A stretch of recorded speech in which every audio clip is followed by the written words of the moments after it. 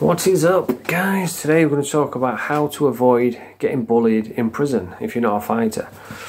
Now, I'm comfortable saying that because, you know, there's plenty of people out there that are fighters. People like Paul Venice, Danny Christie, Dekahegi, Brett May, you know, they're all fighters.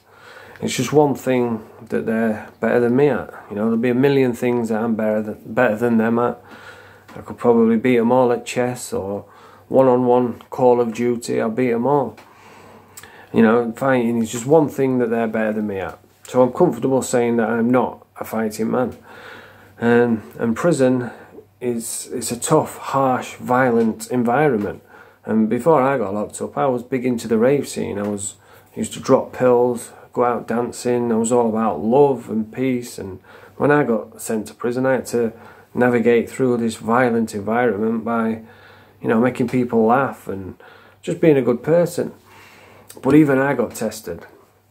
See, practical jokes are a big thing in prison. You know, a practical joke, something like someone's in the shower and someone will go up, steal all his clothes, and then he'll have to walk back to the cell naked, you know, and everyone would be laughing.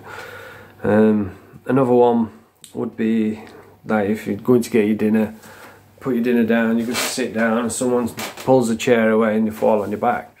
Now, that was a bit of a dangerous game, to be honest, because sometimes, you know, sometimes they'd laugh and laugh it off, but other times they'd just jump up and start swinging because, you know, they don't find it funny. So there is a thin line, and there was one time where I found myself right in the middle of that thin line, and there was a guy on the wing. He was a big daft idiot, and he was like a follower. He was always trying to impress people, and they was always winding him up. And one day he says, "Oh, go and nick Paddy's mattress out of his cell while he's on a visit." So I've gone on my visit, come back, and my mattress is gone. Oh, fuck's sake. So I've gone and got it back, you know, but it's a practical joke, you know, there's no wrong with that. So I says, "Alright, yep, good one, you got me." And then the next day it was, "Oh, put some salt in his bed." And again I was like, "Okay, yeah, you got me." But then the next day it happened again, and I'm like, "Okay, now you're taking it too far. You know, now you're making me feel uncomfortable. Now I'm going to have to nip this in the bud, otherwise it's going to get out of control." And that's what you have to do. I didn't want to do it, but you put me in that position. So we were on the yard, and we were having a laugh, and he was, you know, taking a piss, and I just like jumped up and I says, "Who are you fucking talking to, you prick?" And you could see his face like dropped, and it was like an instant reaction. I just went bosh, just a quick jab, Black and Decker, and hit him right in his mouth, and you could see he was shocked, and everyone was like, "Whoa," and that was it. You know, I've got to be honest, I didn't want to do that. He like pushed me into that position, and afterwards he was all right. You know, he didn't bother me no more. But I felt guilty. I went back to my cell, and it bothered me. You know, I lost a bit of peace, and I thought, did he deserve that? You know, did I go too far? But you know, that's how I felt. So that's what I did. And I woke up the next morning because he had like little black stump teeth, and I cut my knuckle on one of his teeth.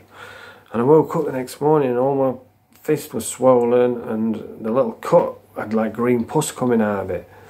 And it was like all infected. I was like, fucking hell. But yeah, I had to do it. I felt I was justified, and it didn't bother me anymore. And every now and again, even if you're a nice guy, you will get tested.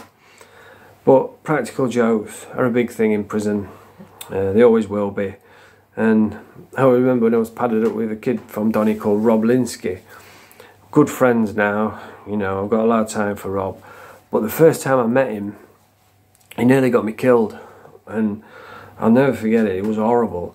I just got remanded, and I'd been in the cells for like 2 or 3 days, police cells. I got remanded. I was detoxing from heroin. I was scruffy as out, skinny as out. I'd not slept. I'd not ate, and I thought, oh, I've got to go in the yard, get some fresh air. I might feel better. So I'm walking around the yard, and Rob Linsky's come to the window, and he shouts, "Here, he's a fucking grass, him." So I looked up and I'm like, who's a grass? and he was talking to me. I was like, what? And I was caught off guard, you know. I was shocked. I'm like, I've never been in this position before. No one's ever called me a grass before. So I didn't know what to do. I didn't know what to say. I was stuttering, so I probably looked like 10 times more guilty. And I just said, I don't even know who you are, mate. Who are you? And then he just fucked off. So I'm now left on the yard for an hour, because they keep you out for an hour. You're not allowed back in. And I'll tell you what, that hour was the loneliest, horriblest hour of my life. You know, every time I'm walking up to people, they're moving away. I'm like, fucking hell, everyone thinks I'm a grass. And it was horrible for an hour, the loneliest hour of my life. And then when we went back in, luckily for me, the wing rep knew me. You know, I heard of him, but I didn't know him personally. But he knew all my friends, and he knew all. They wouldn't knock about with me, you know, if I was a grass or a wrong'un. So he knew I was solid. And I said, some dudes just called me a grass on yard, and someone behind me says, hey, we're Rob Linsky. And I says, I fucking don't even know who he is. So he says, oh, leave it with me, I'll go and have a word. So he's gone over, had a word with him. It got straightened out pretty quick. And about 2 weeks later, Rob's come onto the wing. And I went straight up to him. I said, what are you calling me a grass for? And he says, oh, sorry, mate, I got you mixed up. He says, I thought you were someone else. I says, fucking hell, Rob, you could have got me killed there. That was fucking horrible. And that's the thing about prison. People don't realise, like, you could be in a life or death situation over something, over nothing. Nothing to do with you. Like mistaken identity, like me. Or, you know, maybe someone's had some bad news and you like bump into them by accident, and then they just go off because they just want to hurt someone. And that's the thing about prison. It could be life or death over nothing. But yeah, I ended up getting padded up with Rob, and we're good friends now. I'd love to do a podcast with him, you know, and talk about this incident. I think he's still alive. I've not seen him for a while. But yeah, I got padded up with him. And I remember one night we were smoking weed, and he threw a whitey, and he was laid on his bed, monged out, and I drew a pair of glasses on his eyes. And he went out for his dinner, and everyone were laughing. I think he knew they were there, but he was playing along, and we had a good old laugh. And there was one day when I sewed his t-shirt shut. And he went to his cell, he got some gravy or custard down his top, and he went into his cell to change tops. And because I'd sewed them together, he come out, he put the thing on, and he couldn't get his head through, and he ended up falling over a chair onto the floor. It was absolutely hilarious. Because, you know, you can have a laugh in prison. I'd be lying if I said that you didn't. Like, a lot of the time you do spend laughing your head off. But it could be life or death at any minute. You know, just like it could have been for me. But yeah, I've got plenty of time for Rob. And what I used to do is, if ever I had any like debts on the wing, or if any had any problems, I could just go see Rob and say, hey, that guy's fucking owes me 2 items, and he would go straight in, you know, and say, hey, you're fucking paying him. Because he was a nutter, you know, he was off his head. It was like a little pit bull.